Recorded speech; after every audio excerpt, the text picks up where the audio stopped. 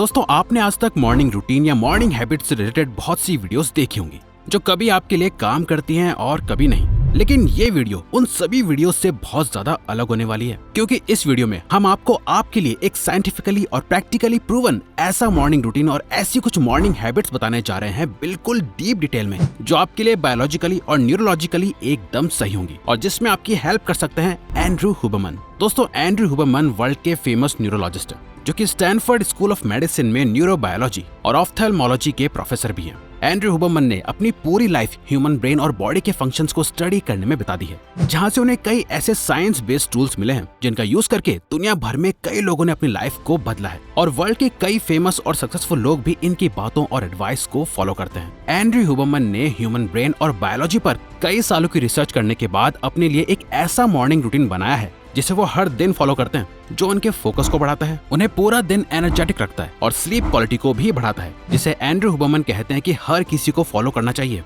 पर रिवायर्स, हमें इस मॉर्निंग रूटीन और हैबिट्स को फॉलो करने की क्या जरूरत है? वो इसलिए दोस्तों क्योंकि कहा जाता है कि मूड, फोकस और एनर्जी, इन 3 फैक्टर्स पर कंट्रोल पा लेने से आप अपनी सुबह और हर दिन को जीत सकते हो और अपनी सुबह की सही शुरुआत आपको इससे करनी चाहिए। The role of your circadian rhythm and sunlight. So दोस्तों, एंड्रयू हुबरमन सुबह फ्रेश होने के बाद सीधा सनलाइट लेते हैं और यही वो सबको करने का रेकमेंड भी करते हैं।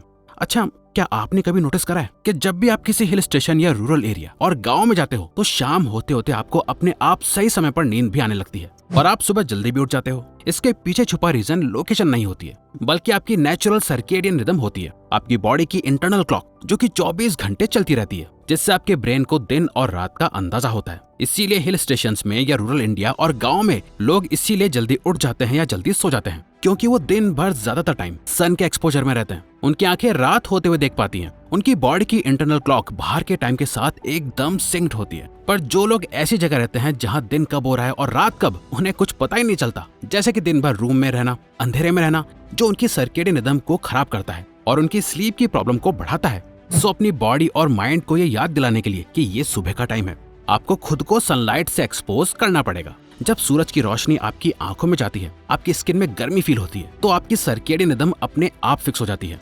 सनलाइट के एक्सपोजर में आपकी बॉडी में पेप्टाइड नाम का एक हार्मोन रिलीज होता है, जो आपकी बॉडी को वेकअप सिग्नल देता है और पूरी तरह जगा देता है। साथ ही आपके ब्रेन में मेलाटोनिन, जिससे आपको नींद आती है, उसे रिलीज करने के लिए 16 घंटे का एक टाइमर सेट कर देता है, ताकि रात को आपको सुकून की नींद आ पाए। क्योंकि जो लोग सोकर बहुत लेट उठते हैं या फिर जल्दी उठकर भी बेड पे लेटे रहते हैं, फोन चलाते रहते हैं, गलत हैबिट्स को परफॉर्म करते हैं और फिर दिन में 12-1 बजे के टाइम बाहर निकलते हैं, इस टाइम जब उनकी बॉडी पर धूप पड़ती है तो वो एक सर्केडियन डेड जोन में आ जाते हैं। जैसे कॉर्टिसोल पल्स की स्पाइक एकदम गलत टाइम पे आती है, जहां उनका टेम्परेचर, रिदम और अलर्टनेस शाम में शिफ्ट हो जाता है और उन्हें रात में सोने में प्रॉब्लम आती है, जो कि कई बार स्ट्रेस, डिप्रेशन और एंजाइटी का भी रीजन बनता है। इसीलिए सबसे पहले तो आपको सुबह जल्दी उठकर कम से कम 10-15 मिनट के लिए बाहर जाना है और सनलाइट से अपनी बॉडी को एक्सपोज करना है। अब इससे फर्क नहीं पड़ता कि आप कितनी जल्दी उठते हो, बस ये याद रखो कि जितना जल्दी उठोगे और सनलाइट का एक्सपोजर लोगे, उतना ज्यादा अच्छा है। अगर आप सुबह रेगुलर जल्दी उठते हो तो आपकी सर्केडियन रिदम टाइम के साथ एकदम सिंक्ड रहेगी। आपका focus, alertness, energy levels, productivity और मूड सब सही रहने लगेगा। The importance of hydration, caffeine and exercise. हम में से अधिकतर लोगों को सुबह उठते ही चाय या कॉफी पीने की आदत होती है, पर कॉफी या चाय पी के हम अपनी बॉडी में एडेनोसिन को ब्लॉक कर रहे होते हैं। एडेनोसिन एक न्यूरोट्रांसमीटर है जो हमारे एनर्जी लेवल्स को स्लीप के अकॉर्डिंग रेगुलेट करता है। हम जितना ज्यादा जागते हैं, ये हमारी बॉडी में उतना ज्यादा रिलीज होता है। अब जितना ज्यादा जगोगे, एडेनोसिन आपको उतना ज्यादा थका हुआ फील कराएगा और आपको नींद आएगी। साथ ही जब हम सोते हैं तो ये बॉडी से निकलने लगता है। जब आप सुबह सोकर उठते हो पर फिर भी थका हुआ फील करते हो, इसका मतलब आपकी बॉडी में से एडेनोसिन अभी पूरी तरह निकला नहीं है, जो कुछ ही देर में अपने आप निकल जाएगा। लेकिन आप जैसे ही चाय या कॉफी पी लेते हो तो ये एडेनोसिन जहाँ होता है वहीं ब्लॉक हो जाता है, यानी अटक जाता है। आपकी बॉडी इसे फील नहीं कर पाती, पर जैसे ही कैफीन और टी का इफेक्ट कम होता है, ये वापस से बढ़ने लगता है और बहुत तेजी से बढ़ता है, जिससे कि आपको दिन में थकान होने लगती है और बहुत ज्यादा नींद आती है। इसीलिए एंड्रयू हुबरमन कभी सुबह उठते ही कॉफी या चाय नहीं पीते, बल्कि नॉर्मल पानी पीते हैं या उसमें सी सॉल्ट यानी नमक मिलाकर पीते हैं, ताकि उनकी बॉडी पूरी तरह हाइड्रेट हो जाए। वो उठने के 1 से 1.5 घंटा वेट करते हैं ताकि उनकी बॉडी से एडेनोसिन पहले पूरी तरह क्लियर हो जाए, उसके बाद वो कॉफी पीते हैं और उसके बाद वो एक्सरसाइज करते हैं, क्योंकि एक्सरसाइज करने से जब आपकी बॉडी में ब्लड फ्लो होना शुरू होता है, तभी एडेनोसिन पूरी तरह क्लियर होता है। अगर आप एक स्टूडेंट हो या वर्किंग प्रोफेशनल हो और आप नहीं चाहते कि दिन के बीचों बीच लंच टाइम में आपको नींद आए या आप थकान महसूस करो और आप ऑलरेडी काम से थक जाओ, तो सुबह जल्दी उठकर 1 से 1.5 घंटे तक चाय कॉफी से दूर रहो और सिर्फ पानी पियो। उसके बाद जाके एक्सरसाइज करोगे तो दिन में भी आपके एनर्जी लेवल्स मेंटेन रहेंगे। आप नॉर्मल पुशअप्स, स्क्वाट्स और लाइट वर्कआउट भी कर सकते हो चाहो तो। नाउ नेक्स्ट चीज जो आपको पूरी तरह जागने में हेल्प करेगी वो है miracle of cold shower. Cold showers का सबसे बड़ा फायदा आपका डोपामिन और एड्रेनालिन के लेवल्स बढ़ाने में होता है। साल 2000 में यूरोपियन जर्नल ऑफ फिजियोलॉजी में पब्लिश्ड हुई एक रिसर्च में कुछ पार्टिसिपेंट्स को 15 डिग्री सेल्सियस के पानी में 1 घंटा बैठाया गया और कुछ पार्टिसिपेंट्स को 4 डिग्री सेल्सियस के टेम्परेचर में सिर्फ 20 सेकंड के लिए रहने को कहा।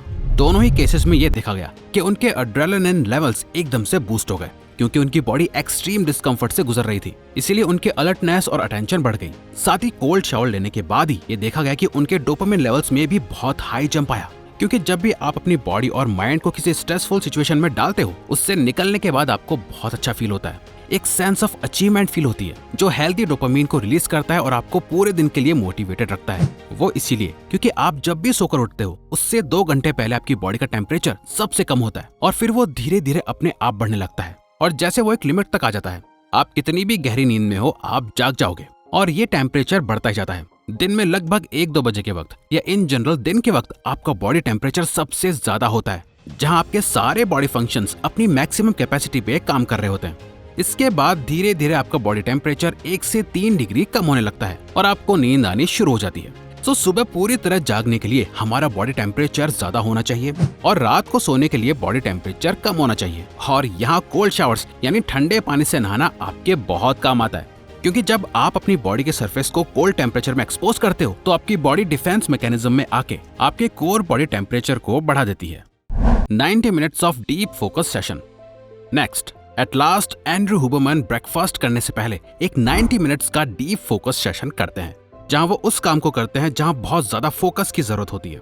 और सुबह उठने के बाद इस टाइम तक उन्होंने अपने फोन को एक बार भी यूज नहीं करा होता है। इस पूरे 90 मिनट्स के सेशन में वो किसी काम को फिनिश करने की कोशिश नहीं कर रहे होते, बस वो अपने माइंड को एक वर्क मोड स्टेट में डाल रहे होते हैं ताकि उनका ब्रेन पूरे दिन के लिए रेडी हो जाए। इसी तरह आप भी अपने आप को एक डीप फोकस्ड स्टेट में डालो तो आप अपना मोस्ट इम्पोर्टेंट काम कर सकते हो। कोई बुक पढ़ सकते हो, मतलब कुछ भी ऐसा टास्क जो आपका सबसे ज्यादा फोकस और एनर्जी डिमांड करता है। इवन एंड्रू हुबरमैन सजेस्ट करते हैं कि आपको दिन भर में भी लीनियर फेज में वर्क या स्टडी को करना चाहिए, जहां आप 90 मिनट्स डीप फोकस के वर्क या स्टडी करते हो, फिर 20 मिनट्स का रेस्ट, फिर से 90 मिनट्स का डीप फोकस, देन 20 मिनट्स का रेस्ट एंड सो ऑन, बिना एग्जॉस्टेड या थका हुआ फील करे।